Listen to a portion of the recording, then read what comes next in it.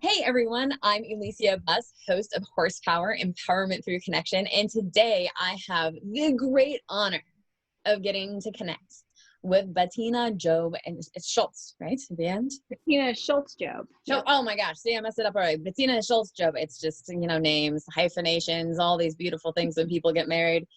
Bettina is, I have so much respect for Bettina because her and her husband have created this incredible model called Natural Lifemanship, and it's trauma informed, and there are so many really cool things that go into it, and I could go on and on and on, but she's going to do a way better job doing that than I am.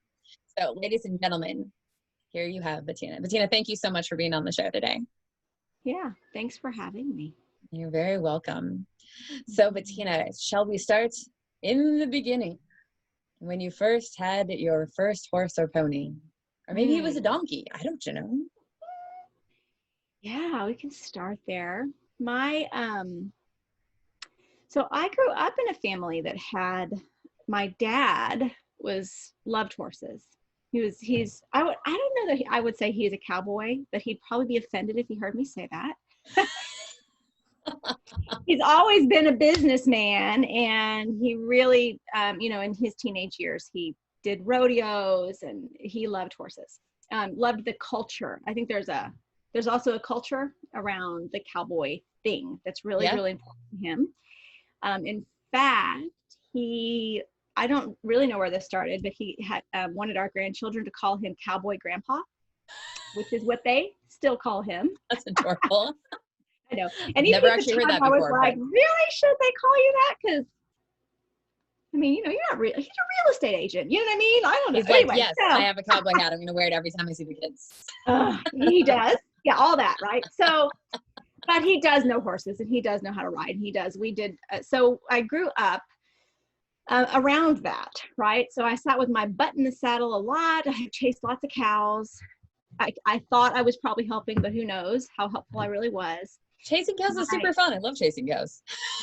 Right? So I learned a lot about herding cattle and sheep, and my family had some ranches that we were, for a time, that during formative years.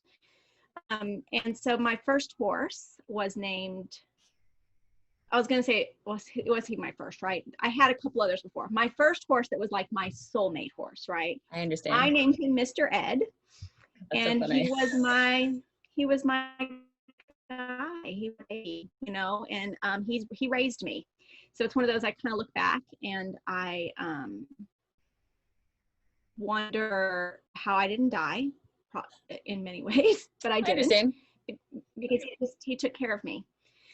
And he moved with me through really, really important times in life. So when I was 13 years old, we moved a lot before I was 5, and then stayed in the same place. We're in the panhandle of Texas. And when I was 13, we moved to Florida, and we took him with us. And so he was an really important relationship for me during important formative years. He was, anyway, I wrote all over with him.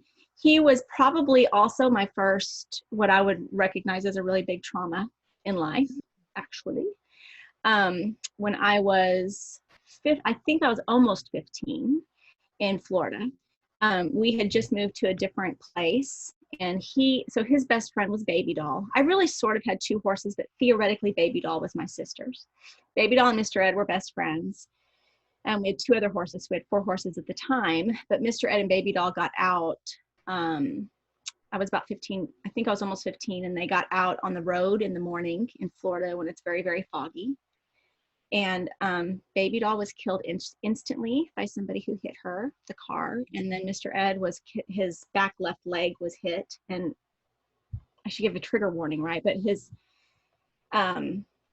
it came off, right? His leg did. And he ran home, ran through the fence. And in the morning he was in the wrong paddock. So I'd gone to feed him, and he was in the wrong paddock. I was like, gosh, what's going on?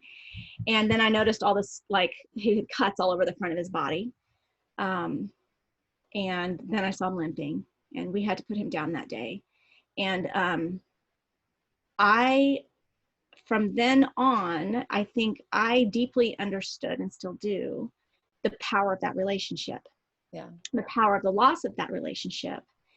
And also how much of this is kind of an interesting thing I've processed through a whole lot in the last years, is how much of my own attachment was formed with him, right? So we talk about, attachment theory is a huge foundation for natural lifemanship and understanding, right? Our attachment styles and how that attachment's formed, even in utero, really. And without going too much into my attachment history, a lot of my nurture in important years was with that horse. Yeah. And it was really protective for me. I think a lot of people experience that. And so I realized when I kind of came back into horses later, my dad tried to replace Mr. Ed almost immediately.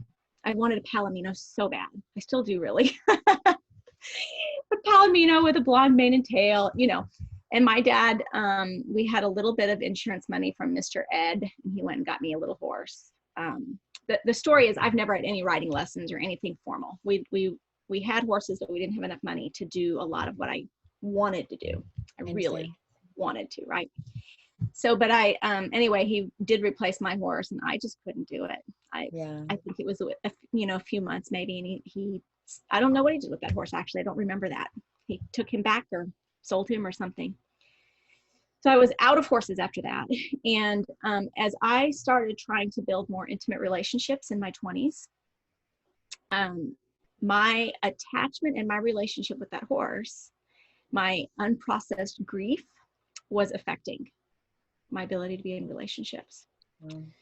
And so that's kind of the beginning of me really, a lot of the things like in our business, I often say, well, people will say a sentence of some sort about something relational, and they'll say, well, are you talking about the horse or the person? I'm like, either. It's all the same. Relationships are relationships. Yeah. And so that's been, in a personal sense, we've been screaming from the mountaintops for 10 years. We started Natural Lifemanship 10 years ago. And really, we've been screaming from the mountaintops. It's a real relationship. The relationship with the horse is real. It's genuine. It's not a metaphor for other relationships. It's not a tool. It's an object. It's a prop. We've been kind of been on that bandwagon for a long time. And for me, Tim has his reasons, other reasons too. But for me, it was that I understand that. And I think many of us do. Many of us do. So when I very first came into this field, I was pretty sure this is all going to be about the relationship between horse and human. And it isn't always, depending on where you learn. That's not always the focus, or at least not the overt focus, right? But most of us came into this field, many of us, I don't know if it's most, but many of us came into this field because of a very important relationship with a horse. I'm not the only one that has a story like that. No, definitely not. Yeah, definitely not. And where did you meet your husband, Tim, who you co-founder of Natural Lifemanship? Yeah, so when I was getting my master's in counseling, and I didn't go into this thinking I was going to work with horses, not at first, do stuff with horses. Once I decided, and I do remember the day, I was like, oh my God, like equine assisted psychotherapy. Oh, that's what I'm doing. I'm going to do my research project on it. I'm like, that's what I'm doing, right? Yeah. And that was my entry back into the horse world, actually. Oh, interesting. I was looking for an internship. So, this is really a new field. And it was really new over 15 years ago, almost 20 years ago. And I was looking for a place to do my intern hours. And I found an article about Cal Farley's Boys Ranch, which is where Tim was, in the Western Horseman. And I knew Cal magazine. Yeah. I knew of Cal Farley's because I had grown up until the age of 13 in Amarillo, Texas, which is south of Cal Farley's. I grew up going to Boys Ranch Rodeo all the time. We went there for that rodeo, which I hear they just did virtually. Oh, interesting. Mm-hmm. That's cool. All the events were separate events, and they did them virtually, I think. And anyway, I miss the Boys Ranch Rodeo. But Tim was there, and I knew the place, and my family still had a ranch they had sold everything, but they still had this one ranch that was north of Boys Ranch. So I was like, hey, maybe. I mean, no one was there. It was kind of being leased out, and maybe I could live there and work at Cal Farley's and find a way to get my hours, because I really wanted to get hours doing the equine assisted psychotherapy. Yeah. And I really wanted to be able to do other stuff as well. Right. So that was the nice thing in residential treatment. So that's where I actually met Tim when I was kind of going through the interview process for that internship, which was a year before the internship. So I met him then, you know, and he was just as much of a moron then as he is now. I mean, you know, like immediate stuff. If you know my husband, right, just the immediate stuff. I barely met him. I hopped in his truck. I was interviewing with several people, hopped in his truck, and so my husband is not organized. I mean, Tim is like the epitome. I mean, anyway, I don't think it gets worse than what his office at the time when I met him, and his dashboard, his truck. He had a truck, and the dashboard was, I mean, a stack of papers this thick cut for the dashboard. I can't have one thing on the dashboard. We're so opposite, right? That's like funny. One thing, and it's messing up the reflection and have a sensory thing. Or anyway. No, I understand. I can't drive with things on my dashboard. It drives me crazy. I've definitely tried, and I'm like, nope. No, he like had a 5 seconds. pile, right? A pile of crap on the dashboard, right? The truck's still thinking there's dust, and you know, somehow I still fell in love with this man. So at the time, he had this little folder there in the top of the dashboard, and like a little book, and he started explaining to me the way that he had begun developing this work that he does, this equine assisted psychotherapy and learning, the way he had started developing that in the 1980s, and that the way that he had partnered with, you know, they'd let the board where he worked, let him hire some interns, and what they had done. And they have a whole little book, we still have it, where they had what they were trying to figure out is how you do the transfer. Like, why is it kids do so well at the barn, and then they're like little terrors in the rest of the world? So they started playing with, how do we transfer this learning, right? Right. Anyway, he says to me, I just had met him literally, like, I don't know, 5 minutes before. And he starts telling me this stuff. And I remember at the time, I was like, oh my God, this is about, you know, what? Because I'm so excited, right, about the model, this work, you know. And he looks at me and he says, and someday if I decide I like you, I might let you read that book. And that's the beginning of that's the beginning of our relationship.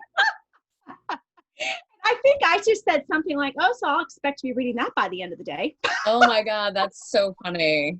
You're like, unbelievable. It's like I'm used to this level of razzing, so I was comfy with it. But so that was the beginning. I met him that day.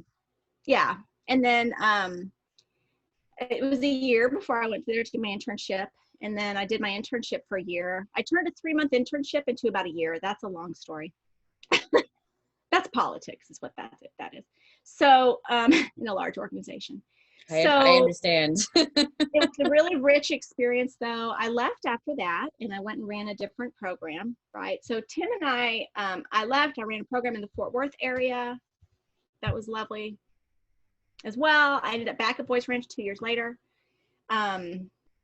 Anyway, it was 2010 when we basically I've been thinking about this a lot lately because we just had our wedding anniversary on August 7th. Super good pictures you guys posted. Thank you. We had such a lovely wedding. It was my family's ranch. We were living there for a short time. So we set up our business's website and planned a wedding in the same 3-week period. Wow. And I might add in that same, and I should also say in that same 3-week period, Tim trained one of our horses to be ridden so that we could do, I wanted to do our first dance horseback. Adorable. To that song, I Run to You. Aww. And we only had one horse at the time who could be ridden, though. And Tim was like, we only have, Zeus is the only one. Aries isn't trained to be ridden. I said, well, you better get on that. Make that happen. So he also trained Aries during that 3-week period so that we could do our first dance horseback.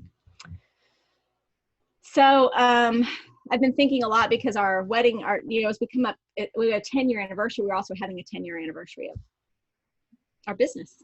Yeah. As well. We've been doing Natural Lifemanship for 10 years. Goes We've by been fast, doing doesn't it?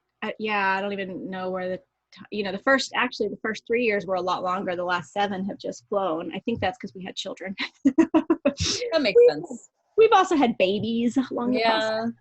So. How old is your youngest one again? Like pretty young, right? 2. Our youngest is 2. Our oldest is 6. Yeah. Yeah. Fun ages. So they are fun ages. Yeah. I'm kind of trying to eat it up. 16's gonna come like that. Another 10 years, man. I'm done. I know. No, I know, but I know that's so. I don't know where the last 6 went. It's interesting. Yeah. Because we I don't know, getting off track a little, but we had a lot of those first 3 years. We're building our business. We're also so we didn't start Natural Lifemanship as a full-time. Actually, we were not wanting to do full-time at first. Actually, we didn't want to. Anyway, initially we did not want to set up a business period to do training. So, but that's what happened. And then because well, we were wanting to not reinvent the wheel. I'll say it that way. There were other things, right? And so like 150 models out there. At the time there weren't. So I'll tell you. No, but I mean, like, but now, like, oh, it's nuts now. Yeah, it's actually one of the things that's really hard about the field.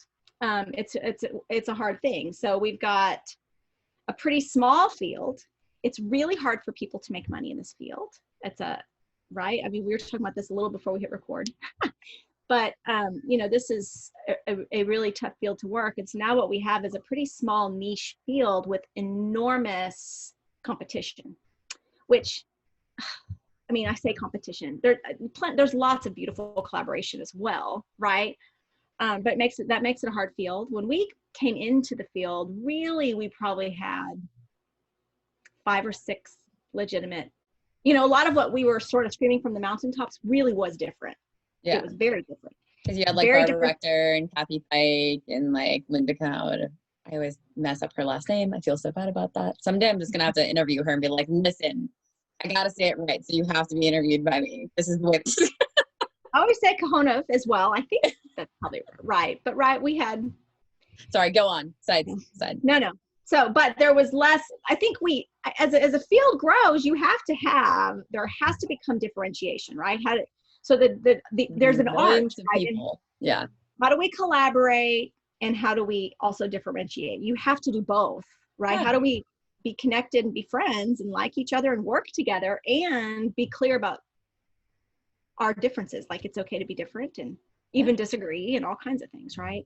Mm-hmm. So yeah, that has definitely changed in the last 10 years. But we set up a business and we thought we would do maybe 2 or 3 trainings a year. Was kind of the plan. Mm-hmm. That first year because we were seeing clients full time and actually did for a long time. So about 4 years ago, once children were in the mix, the whole 90-hour work weeks, not that we're not still doing that, but the client stuff had to come down just a little bit. Our client load had to come down a lot. From I don't even like to share for a few years how many clients we saw, because from a self-care perspective, it looks really I totally get it. So I think this is a really great time to talk about like some of the obstacles that you ran across to be able to accomplish your dreams. Yeah. I mean, we're still accomplishing them. I would say. I wonder if I don't know what arrived means. Do you feel like you're living your dream? Or is it still in process? It's in process. Yeah. Okay. It's in process and I feel like I'm living my dream. Kind of depends on the day you talk to me. That's it. And it's completely, you can absolutely do both, because I feel like as we're in process, we get to have these beautiful moments, right? Where we're like, wow, like this is exactly the way that I want to be living my life. Yeah. And then other natural aspects of life, like weave through that and create discord, right? And then you're like, in this moment could be a little bit better.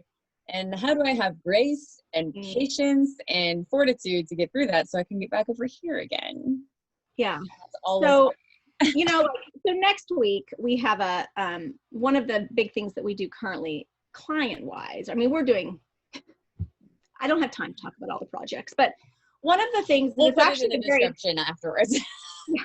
One of the very, very small things that we do, it's small, but it's the thing I love doing the most, is at least once a month, we do a 3 to 5 day intensive with somebody. So we have a wait list. We see people doing intense therapy with them. Our population over the years has changed as we've shifted more to this 3 to 5 day type thing.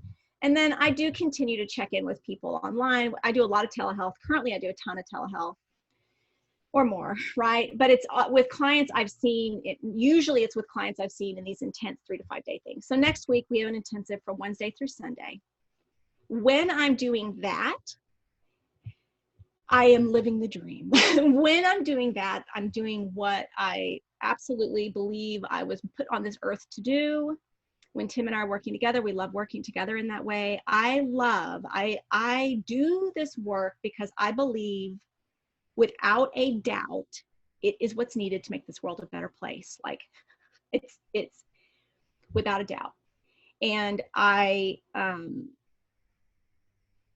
so I love doing that. I also love teaching others to do that.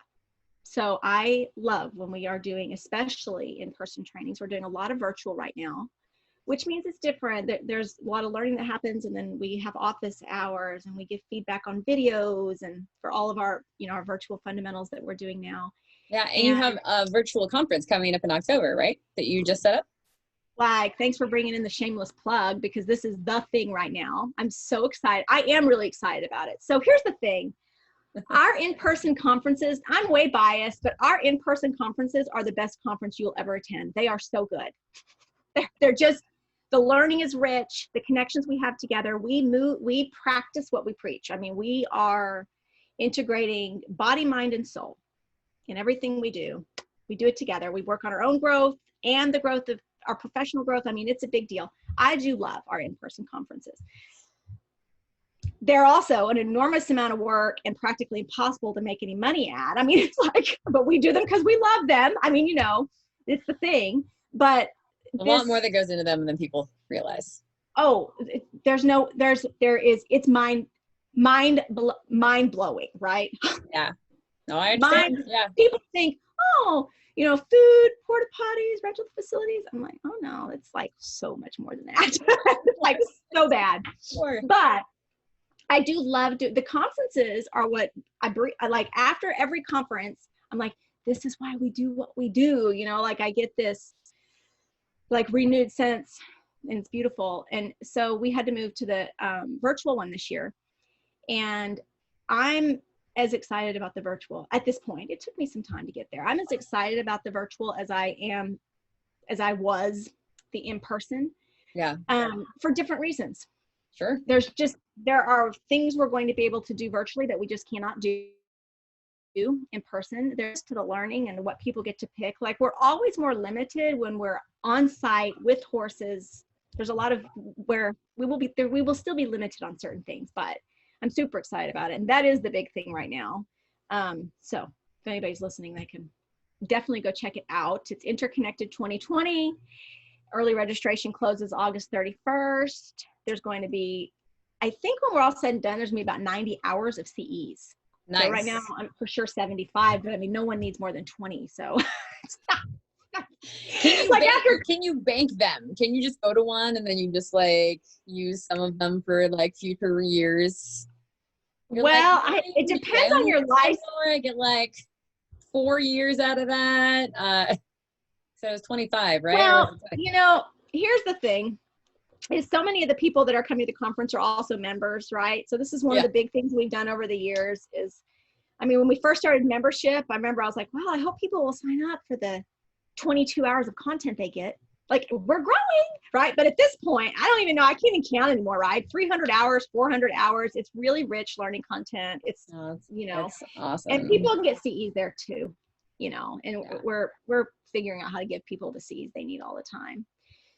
So, anyway, yeah, the conference is the biggest project at the moment. And then quite literally right after that, we start sort of the launch for the next virtual fundamentals, because that fundamentals course, we're only going to do one this fall.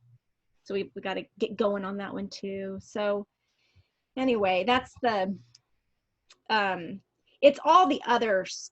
It's all the other stuff, right? I spend a lot of time nowadays at the computer.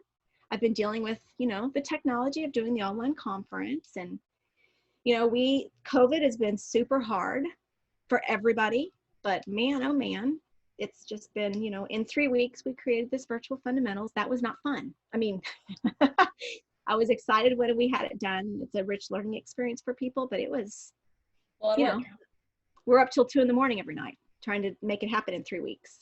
Yeah. To stay in business and to offer people an online way to continue learning while they're stuck at home. I mean, there are lots of that stuff. Absolutely. So yeah, so I think that the thing that's been the biggest for me, probably when we think of how do you kind of live the dream. Yeah. It's for me, it's been about finding, there's no way around the fact that you're always going to have to do things in a job you don't like. I mean, that is what it is to be grown up. It's okay. I hate writing notes. What? Well, I'll do this 5-day intensive. It'll be lovely. And then I have to write the notes for it. And I hate that. Right. So, but we've shifted so much, had to over the years just change and shift and move and there's like this balance between, it's like when you're working with a client, what is it that I think the client ought to, when I'm conceptualizing, what do I want to try to do to help them versus what do they feel they need? Mm-hmm. Right. And what they need is the most important thing. Yeah. Right. Now coming into an agreement together at times as to why we might be avoiding this other thing, maybe, of course, but being in sort of the training world is the same thing. And so we really are constantly shifting into what do our students need, right? What do our members need? And we're listening all the time. And trying to be, being deeply, deeply connected and attuned to what your people need, right? Your people or your students or your clients or what does that mean, right? But what your people need. And then that requires you to be making little shifts all the time. Yeah. Yeah. And sometimes those shifts are hard and not fun. In COVID, a lot of that's been really hard. It's been fun in other ways, moments. Yeah. Yeah. So, yeah, but I kind of got off. I think you had asked me about the obstacles. Good. The finances are the obstacles. Finances can be a big obstacle for a lot of people right now. So you know what? It's not valid. The finances are the obstacles. But it's also, there are ways to make that work, So one of the things that, Shannon Knapp from Horse Sense, she and I teach a business building class, and we go through like, hey, we've been at this, each of us, for 20 years. Yeah. And we've made it work lots of different ways. Now, sometimes what you mean by make it work, right, is the maybe different in our field than in other fields. But to me, what it means is that you can figure out how to pay your basic bills and live and stay in business, I don't know that anybody's getting rich, right? But that wasn't my goal. Definitely not Tim's, right? That wasn't ours going into it at all. So, for the purpose, not for the money. All I want to do is create a world where connection and the value of healthy relationships is in the forefront of everybody's mind. It's seen and felt in everything we do all the time. That's what I want. And if we can figure out how to be sustainable financially speaking. But that sounds even better. Right, then better. And there's moments that feels we're doing a little better. And then there's moments it's harder. This is one of those harder years for everyone, I think, Yeah. For many. Some people are really thriving. Yeah. They did well. Mm-hmm. Which is Yeah. great. We have, I keep saying we've kept all of our employees and we're in business. We're still feeding the horses, and that's a lot. That is a lot in a time like this. To be certain. Do you guys have any, do you work with any business coaches or personal life coaches yourself? Yeah. So you mean personally or within our organization? Personally. I'm always like, well, let me say what we're talking. So, okay, part of what gets complicated when people are like, what is it that you do, right? Is so Natural Lifemanship as a business is really, it's an education. It's education and a training organization, right? Uh-huh. And so, you know, there's sort of that piece of that. And then there's the whole, we also still, Tim and I see clients, right? So I average about a full day, 8 to 10 hours a week of therapy is when I'm doing therapy for somebody else. Sure. But theoretically, that's not really natural. That's not what we do, right? Yeah. We do end up seeing a lot of people for therapy who are therapists or coaches or who are doing their personal work. There's also lots of people we see that don't. And then within the business of natural lifemanship, there's a huge chunk of people getting certified or getting trained who are not therapists, right? Who fall more in the coaching and life coaching realm, but also, you know, yoga instructors and people that do energy work and or therapeutic drumming, or, you know, we have a huge, like, vast array. That's really interesting. I had no idea that you guys worked with the people that did like yoga and drumming and like all those different things. And do they connect it with horses, or is it just them learning more about the relationship aspect? Because I know some people do yoga on horseback, and some people do the drumming with the rhythmic riding, and you know, those sorts of things. So, you know, okay, so natural lifemanship as a model is, I always say, it's a way of living, it's a way of breathing, it's principle based, right? Yeah. And so the majority of the people that we work with within natural lifemanship are definitely integrating horses into the work that they're doing, right? That would be the majority, right? But as people go through certification, what I hear over and over is, well, no, this has totally changed the way that I do my private practice that's more in an office setting. This has completely changed the way that I'm teaching my yoga classes. You know, at the conference, we have someone talking about even trauma-informed health coaching, you know, as we help people more in their bodies, right? Yeah, which is great. And so it transfers into everything because it's principle-based. Yeah. Right. And so, like, even yoga, we have someone at the conference who will be talking about trauma sensitive yoga and that integration. And when I asked her, I said, what would you think about presenting? And she said, well, I have to think about how I would do that, because it just is in everything I do. Like, natural lifemanship and trauma sensitive yoga just do this beautifully.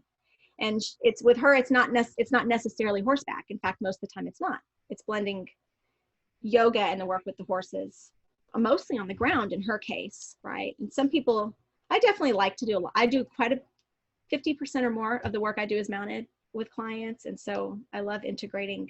We have somebody who's presenting, for example, on pelvic floor work, right? Oh, and that's so cool. It's really, oh my gosh. I mean, it's so important. So many people don't know about the benefits of pelvic floor, both for men and for women. Exactly. And you can do such powerful pelvic floor work on the back of a horse. I mean, so much of the work that you can do on the ground in this work that you're doing without a horse, transferring that to the back of the horse is just so much more powerful. Yeah. But it doesn't have to be done that way, right? So, you know, it's just because we've tried and we continue to stay this way. We really want, our model is not about techniques. It's not about rules. It's about principles. And so the principles that guide us, right, are principles of connection. And it's a huge, we're really, there's a lot that we do, but a huge piece of what we're doing is helping people learn how to respectfully integrate horses. Yeah. And so, you know, everything is about the relationship, and therefore the manner in which that relationship is built. There's an enormous amount of nuance in that. Speaking of which, can you the manner in built? Oh, sorry. Huh? So go ahead. It froze for a second, so I was like, "Oh, was she done?" I was just going to ask if you could actually dive into the science a little bit, because so much of what you do in natural lifemanship is science-based, I feel like, which I really appreciate. Yeah. So it's so interesting because no matter where you learn, right? I'm like, are you sure you want to talk about it? Oh my God. No matter, like, ooh, this is a big conversation. How much time do we have? I love the science. So This is interesting a little bit. It's something, because I've been thinking a lot about how things have changed over 10 years. In fact, I almost sent out an email the other day that was like, we've made a lot of mistakes and we're sorry. In some ways, like Humility is important. Just the ways that how we teach or what we teach, or the things have shifted, right? Because we're growing all the time, growing and changing. As one should. Right. So what I'm finding interesting is that no matter when it's good science, we're seeing all the science do this, right? Right. So the neurosequential model, right? The neurosequential model of therapeutics, which is Dr. Bruce Perry, is a huge foundation for much of what we do. And it's not, sometimes we say that the science of these different models sort of informs the work that we do. In a lot of ways, what it has done is helped us understand the work we do and then become more intentional about what we do. Right? Because as research is catching up sometimes, right, to what people have been doing intuitively for a long time. True. So, so the neurosequential model of therapeutics, I could throw out about a bazillion names, right? Interpersonal neurobiology is a huge foundation, right? Understanding our biology and our bodies and how they are regulated with each other, co-regulation. Attachment theory is an enormous foundation for everything that we do. Again, attachment theory and interpersonal neurobiology, and we start talking about the brain and the neurosequential model, they all kind of run together. I mean, in a way, they're all the same thing, right? So even talking about left and right brain with Ian McGilchrist and Body Keeps the Score with Bessel van der, I could write the names, Karen Purvis, and the trust-based relational intervention, somatic experience. We'll put it all in the description on YouTube when we put it out. So, here's what I would say is that generally speaking, the science behind and underneath, right, everything that we do is it's body-based. It's talking about the relationship between the brain and the body, right? There's an understanding of the neurobiology of trauma, and it's attachment focused, right? And trauma informed. And they all run together, right? Like when we, what happens in our body is really what develops the brain, and we teach all that. We, kind of go into all of that. Polyvagal theory is huge. The thing is, I keep wanting, we've been trying to write a book for years, and we'll even start to write about all of it. I'm like, it's all the same. And really it's all about, it all comes back to relationship. It all comes back to relationship all the time. Our relationship with self and others at its simplest level. But I think so that's what I'm noticing over the last 10 years is, one, all of these models, they just sort of start to do this. I mean, we can still see where they're a little bit different and all that, but they all are intertwined, right? Yeah. The other thing is that the sort of science has caught up to what we would call traditional healing practices as well, right? So my entry was the science for sure. It's the science that helped me get to things like energy work and the Masterson method and Reiki and all of the amazing things that are out there, right? In that place, we now incorporate a ton of drumming. We have somebody going through certification right now who does shamanic drumming and takes that shamanic journeying, and she's blending that with natural lifemanship in this really beautiful way, right? So, but we start talking about rhythmic patterns, repetitive movement, and the way that rhythm develops our brain. All of a sudden, we start finding ourselves in these sort of traditional healing practices that I think our culture has been poo-pooing on for quite some time. So we're seeing science and art just do this too. Yeah. And we're seeing all these different modalities. So yes, we teach the science, and I could go on and on about the science, but it's I think it still all comes back down to relationship. No, that's fantastic. And if people want to talk to you more in the future about the science, perhaps they can contact you and book a meeting. They can participate in the 30-hour virtual fundamentals course, and there's a huge way that we're teaching the science, and then we're also blending that with the horses, and that's what we're doing with people and helping them with that. Listen to that, ladies and gentlemen. It's all just at your fingertips. And then with the membership that they get all sorts of information that they can just dive into at their leisure. Isn't that right? True. That's true. I think you might be a member. Are you a member? I am a member. It's That's true. True. So there's lots, and we're releasing new stuff all the time. There's a lot of really great, and what I love about the videos we have through membership, I tried to make a list the other day. We have a new membership page. And I was making kind of a list of that. It's too much now. I was like, this is a little overwhelming. We went ahead and tried to put the list, but there's lots and lots of learning from other experts in the field besides me and Tim, right? Where in the beginning, a lot of it was me and Tim doing a lot of the teaching. And now I would say the majority of the membership content is other experts in the field that's not us, even other modalities. So we have video from many of our, what would be considered competitors, but they are teaching really, really great stuff that's in line with what we do, right? And so we have video with them as well. Mm-hmm. Nice. I love that you're doing that. And yeah, everybody's got something to give. You know, people have different storylines, and you're just going to match personalities, you know, differently, different models. They can meet you at different stages of your journey. And there's so many people to help. I like to not really look at people as in the field as competition, because I'm just like, there's millions, billions of people on the planet that need our help. Like, there's more than enough for all of us. No, it's totally true. And it's, you know, you had even, I mean, you know, I have not ever in this field, as far as my clients, really not had a wait list. There's plenty of clients to go around. It's now figuring out how to pay for the work. That's another issue, but yeah. No, this is something we are, I think it's been one of the biggest obstacles, or one of the biggest hurdles. It's not an obstacle, it's a hurdle as we've grown, is this: how do we continue to collaborate, right? And we want to, it's really important to me that we continue to collaborate and differentiate, right? I mean, and how do we collaborate? And there's, you know, we avoided offering certification. We didn't want to for a long time. I think officially we started offering it 5 years ago. And there's this, our people trust us to deliver certain learning content. Our members, our people, right? And so there's like I almost don't even like that word, but the fidelity, like some sort of fidelity to what we teach, and collaboration with other people. And there's a fine line in there, the way that we connect and collaborate in that way. It's something Natural Lifemanship's really committed to. But it takes work. It takes emotional energy, you know. Yeah, absolutely.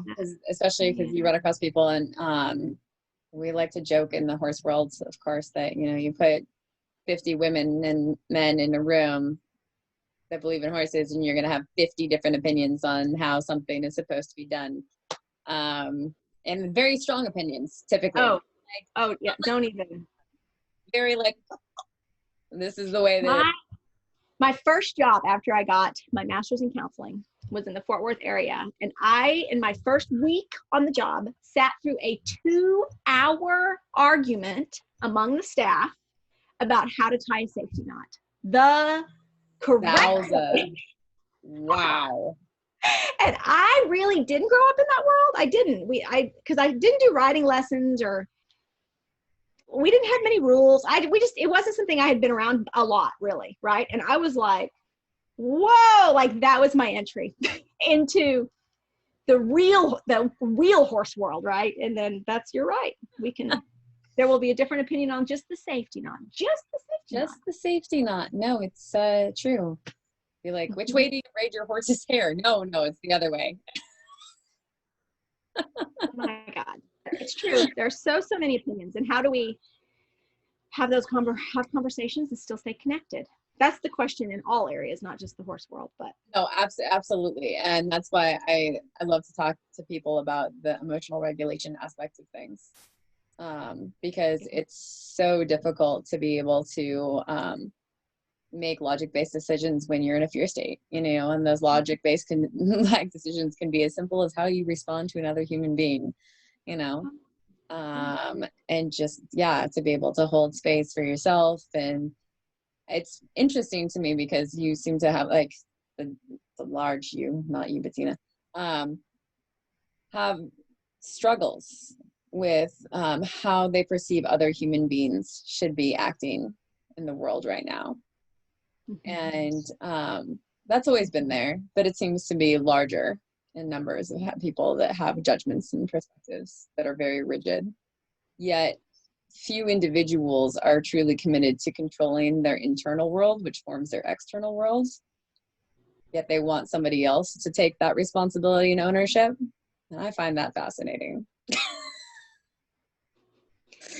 You know what? It's a hard time. And actually, even as you, maybe going to be a hot topic, we shouldn't go too far, but even as you said that, right?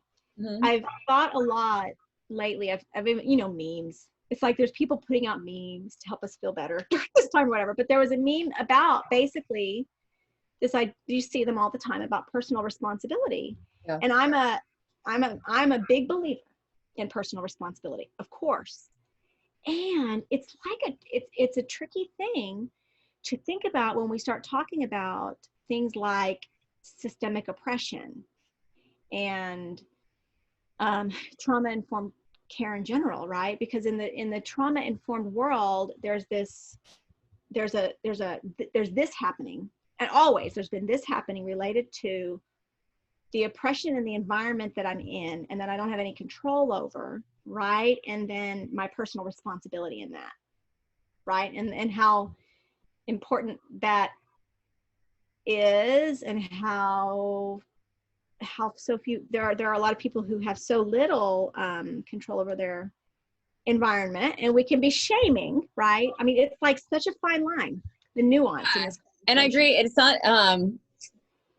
about shaming, because I don't want, I know. See how it could easily come off of me saying what I just did and have it seem like it's shaming, but it's really about like the understanding that there are places where people are completely not in control of their environment, especially when they're children, teenagers and so on and so forth, or people in really vulnerable populations that don't have any amount of money to escape, or they're just like, their situations are dire. And I think that though that empowerment of an individual is so incredibly important on that foundational level.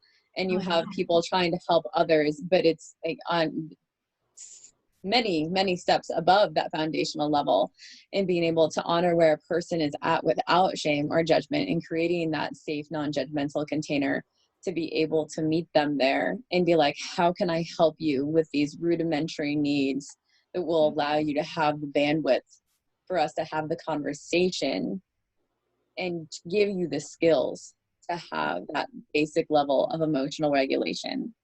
Because it's not like, you're not asking people not to feel, because they're like, something happens and you have that instantaneous response within your body, and it's like a chemical reaction and neurological response to what you feel. But after you have that initial impulse, a person has a choice of what they're going to do with that energy. And then they can either ground it out and come to their center and process it on a logical plane, or they can key into that internal tape and spin out. And then feed into the dysfunction typically, or they shut down, which in its own way feeds into the dysfunction, right? So if we can just help empower people on that basic level, then we can start having people have more of a voice and have more of that personal accountability in a way that's they're not invalidating and shaming themselves. They're not allowing other people to invalidate themselves. They find their voice so that they can reach out to the support systems they need to get out of those dire situations, but it's just so incredibly important. And now, regulation is, when we talk about, especially when we're talking about the brain, right? It's those lower regions of the brain, and how do we help those to regulate? And we have to create safety. And co-regulation and connection with each other becomes paramount. And that said, natural lifemanship has also been, me as an individual, but also as a business, we have been thinking a whole lot about social and racial justice, and what is our responsibility as far as changing the environment. Where do we land there? And I do, at least currently, I'm still landing a little bit on this. We still have to start with ourselves in so many ways. And so that's another thing that's coming up really soon is we're going to be, we have a webinar with Bonnie Badenoch and Vanessa Timmons, Nice. a webinar series we're going to be doing on, let's see, our official title, I believe we landed on, was Embodied Conversations about Racism and Anti-Racism. Beautiful. Send me the link so I can promote it. I will. It's free. It'll be free. Fantastic. So, but there's that too. And so we've been, as a primarily white organization, actually, right? This is a time I think this is a really important time, and we've been trying to be very, very intentional about the way that we move forward and what we do currently. Yeah, and it's just so we've also been spending some time, because I mean, we've been screaming from the mountaintops, regulation, your internal body, it's, what are you noticing in your body, and how can you, the only thing you can manage is in here. I think our first website even had you cannot control the environment around you. You can only control what's inside of you. Probably there's a quote about that on the first website. It's so true though. And so many people disassociate from their body because it's too uncomfortable sometimes to be within it. Especially if you struggle with like chronic illness or chronic pain or like just trauma that lives inside of you on a somatic level.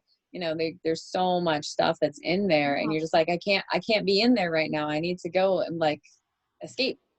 Oh yeah. And, I mean, and so I think the place, the other sort of end of that we've really been spending a lot of time, we've been listening and we've been a little bit quiet. We've been trying to really do some soul searching. I've had several consultation calls and learning like cultural somatics and some of these kinds of things, is doing more of that exploration of what's our responsibility in the whole changing the system too, and the environment itself.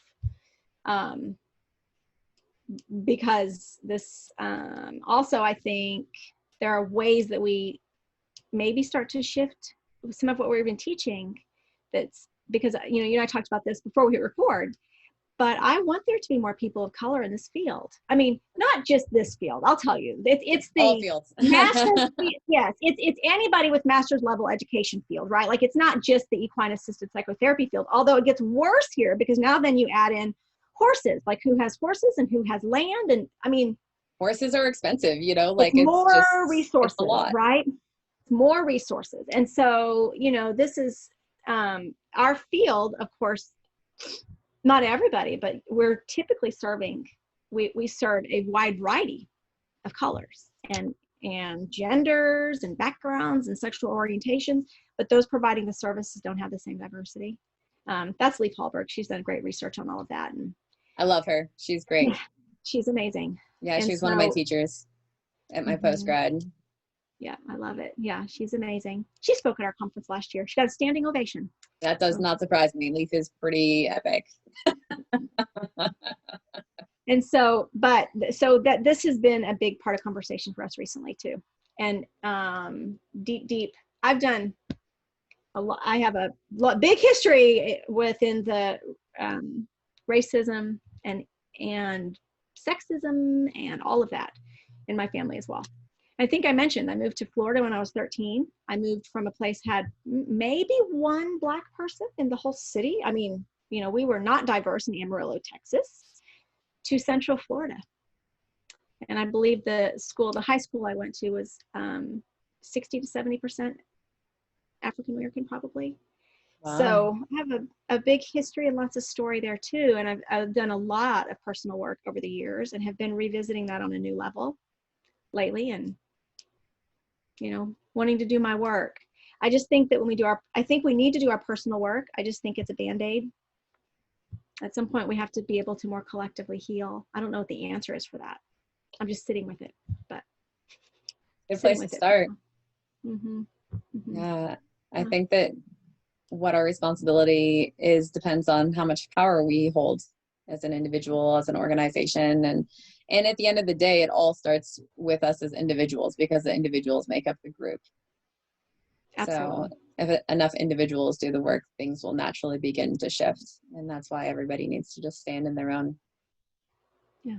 And the more we seek interdependence and connection with each other, No, absolutely. In the midst of that, right? So it's this, we're just holding all this stuff there's a lot to hold in our world right now. There is a lot to hold. Mm-hmm. But I think I said this earlier, I'll say this one again. I absolutely believe that what we have to offer the world in the equine assisted activities, practices, whatever you want to call it, in that realm, we've got something to make the world a better place. I believe it's the thing. Oh, that's beautiful. Keep plugging along. Do you have a couple profound stories that you can share about the changes that you've seen in some people that have done work with Natural Lifemanship? Oh my gosh, Elysia, there's so many. I've worked with hundreds of clients. I understand. Let me think it's always more recent stuff that'll come to my mind in times like this. As Makes far sense. as what fits, right? You know, they all feel profound. To me, everything feels profound. Probably the most recent, or the one that comes to mind right now, is only because you and I were talking about some of this before the call, but Tim and I recently had an adult male in his 20s that we were working with. Severe depression. That's been a huge part of probably because of my own personal struggles, and I have a family history with enormous amounts of depression and anxiety, and I've struggled with it myself, and so I think somehow that way that's been a huge part of our population. So we often I feel like we often get referrals that are somebody who's attempted suicide a few times, has been in therapy forever and ever and ever, all kinds of medications, right? All of that, all the stuff. And this particular client, I had said no, and I made a referral in an attempt to just one more really high risk client on my client load, right? And I have wonderful people to refer to, so I make referrals a lot. And basically, a former client of mine called me who knew this person and convinced me to see him.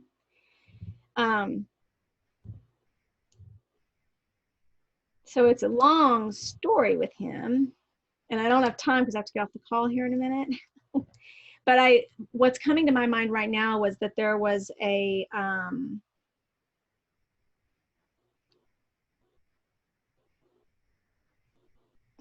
thinking of our pivotal moments, but what I believe really strongly in the work that we do is that everything should be about a reparative relationship. Everything. I hope my clients interact with me and they're getting something in a relationship that's healing that they haven't gotten before, right? And that it's repairing. And we know from a biological perspective, right, there are physical changes happening in our brains and bodies in these reparative experiences, right? And that the horse itself, right, that we're guiding our clients toward having the kind of relationship with this horse that's a deep reparative experience. And so this particular client came to us very suicidal, very lethal. I had a lot of fears about the lethality of the next attempt, if there is one, right? That he had the means for that. Also hallucinations and a lot of what can come with some pretty severe depression. And after working with us for a while, and he did mounted work. Within the mounted work, it was such a powerful client because there were so many little pieces, right? So at one point, right, we're doing mounted work and I'm noticing his balance is so off, right? And he's telling me he's totally balanced. He's way off the horse. His left butt cheek's like pushing into the side of the horse on one side. So he's, and he's not moving with the horse at all, right? And he's telling me he's right in the middle. And so we started, and I'd also started working with him to do some EMDR. And I noticed if we tried to do anything with eye movements, his eyes were like doing this, like number across as he moved across. He couldn't track, right? And so speaking of collaboration, right, we started doing numerous things, right? He started working with a chiropractor I work closely with who does a big time assessment and tells me what's happening in the brain. He started working with we're in Austin, right? So cranial sacral therapy and Reiki, all the stuff, right? But for him, we started, speaking of regulation, when we started to see massively regulation improve and hallucinations start to subside was when we addressed the issues with eyesight in therapy and balance Fascinating. on the back of the horse. But he was unwilling to go there until we worked for quite some time. And it really, from the beginning to the end, building this relationship and repairing attachment wounding. He had some really major loss that happened before the age of 3 with parents. And anyway, at this point, he has moved. He has a really amazing job. He found a full-time job. He got a degree, and continues to be in contact with me, right? Like he still has a journey. He still has a journey, right? But he's functioning. And he was totally not functioning for 6 months before we met him. And now he's like in the world. That's my person, right? And he just did brave, beautiful work. Yeah. That's so wonderful. Thank you for sharing that with us. Before we go, really quick, who is somebody that inspires you in the world? Oh my God, there's so many. The first thing that came to mind, you sent me some of these questions, so. You did. You sent me this question, the very first person, so this is who I'll just say. The first person that comes to mind is my husband. I almost hate to say that, but beautiful. I want him to hear it. So no, but Tim started doing this work when nobody was doing it. There were some doing it simultaneously, but nobody was talking about it yet. And he didn't have the right degree, and he has a cowboy grammar, and he grew up in maybe the most severe poverty I've ever seen. He didn't have anything, and so he started this process, and he was told that was crazy and that he was stupid and all the stuff for many, many years, and he stuck with it, right? And by the time I entered the picture, he had done an enormous amount of work. And so he's worked his tail off to help us get to where we are in our business and with the model that we do. And I'm regularly inspired by what he had to overcome in his personal life, I think, but also in this field, what he had to overcome. So he was the one that, he inspires me. And I feel, we often say that Tim had kind of figured out what worked when I met him. Like, he'd been working on, how do we transfer this stuff? Like, what kind of intuitively what works? And he knew it was the relationship. And then I came in the picture, and we've worked really hard on the why. We've refined what we do. It doesn't even look the same as it did when we met 15 years ago or whenever that was. Things have changed a lot. But I feel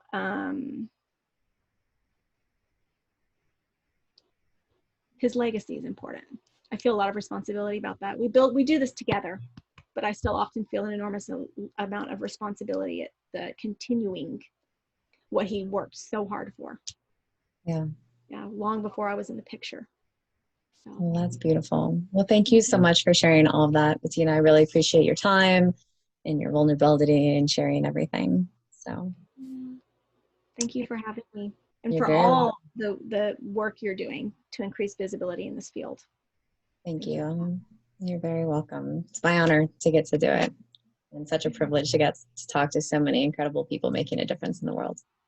Yeah. All right, ladies and gentlemen, thank you so much for watching. So until next time, bye.